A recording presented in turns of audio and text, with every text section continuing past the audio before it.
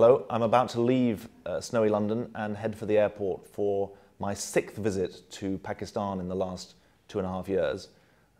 The UK and Pakistan are very close partners, linked not just by history, but by families in Britain who've got family in Pakistan, by cultural links, by business links, and by shared political commitments, not least to stability in South Asia, to democracy in Pakistan, and to a shared drive for greater prosperity in Pakistan.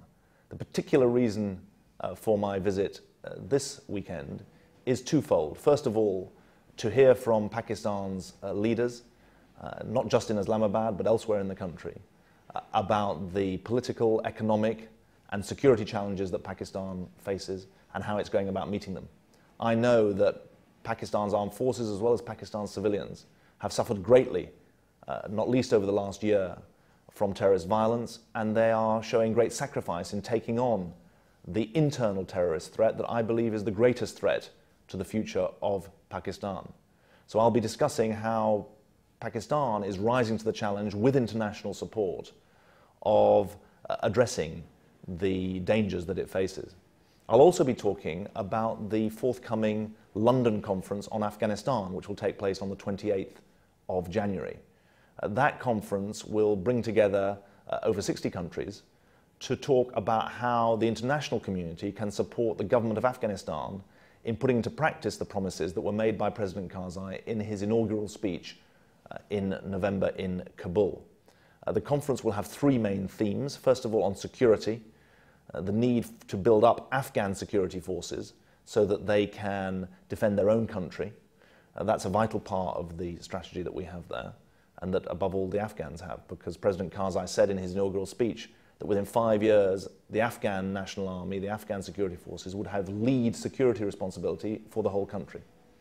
Second theme of the conference is governance and development in Afghanistan. We know that it's essential to have a local and national government that is acting in the interests of the people. We know it's vital that there is full support for the reintegration of current insurgents who are willing to live by the Afghan constitution, defending their communities rather than attacking them. We also know the importance of building up strong local administration that has the trust of local people and works with the grain of Afghan tradition. As part of that, some of the most important work is to develop the Afghan economy, notably its agricultural economy, which has been ravaged by 30 years of civil war. The third theme of the conference concerns Pakistan's neighbours and the other regional powers. Those regional neighbours have a vital role in promoting stability in Afghanistan. Pakistan has a 1,600-mile border with Afghanistan, and I'm looking forward to discussing with Pakistan's leaders how they assess the current situation on each side of the border and how we can extend cooperation across that border.